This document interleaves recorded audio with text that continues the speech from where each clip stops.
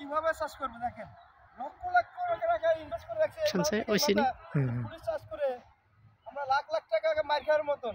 কোনো একটা কাস্টমারে আসে একটা পুলিশ ইনভেস্ট করছে 30 টাকা, আসে বলে হলো 10 টাকা। এভাবে বেশি কিভাবে আমরা আমরা লক্ষ লক্ষ টাকা ঋণ হয়ে গেছে। এখন এই জন্য পুলিশ চাষ বাড়ি থেকে বাদ দিয়ে এখন আলু চাষের দিকে যাচ্ছে। এই যে আলু খেতি করতেছি কানিকে কানে আলু খেতে হতেছে। যে বলেন আমরা নার্সারিওয়ালারা ভালো শুকিয়েছি বিসি একটা দাম 4 না হলে বিসি 4টা বেশি 40 টাকা।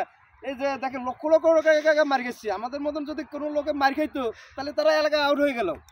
মানে আপনারা পুনরায় আবার এই কৃষিকাজে চলে যাবেন? কৃষিকাজের দিকে চলে যাবো, আর না বাড়ি থেকে লাইন দিয়ে চলে যাবো বাইরে। কত টাকা ইনভেস্ট করছেন আপনি এখানে? এখানে যে অত্র এলাকায় যা দেখতেছেন এটা তো প্রায় 40 লক্ষ টাকা ইনভেস্ট করা আছে। 40 লক্ষ টাকা ইনভেস্ট করা আছে।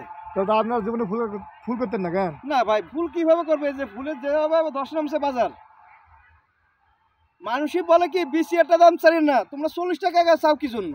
আর বিসি তো বড় কথা না, বিসিতে এই যে ফুলের ভেতরে বিসি আছে, এই বিসিটার থেকে গাছ ফুটানো পালন আর লালন পালন করা পর্যন্ত কত টাকা ইনভেস্ট করতে হয়। খালি মানুষই বলে বিসি একটা দাম, একটা দিয়ে লাখ লাখ টাকা কামাই করে নার্সারিওয়ালারা। টাকা দেখে কিন্তু খরচ দেখে না। আমি এই জন্য বলি এইসব লোকরে অন্তত নার্সারিতে এসে একটা দিন কাজ করতে বলে, তাহলে বুঝতে পারবে নার্সারি গিয়ে জ্বালা যন্ত্রণা কত কষ্টটা কত মনে। ঠিক আছে তো।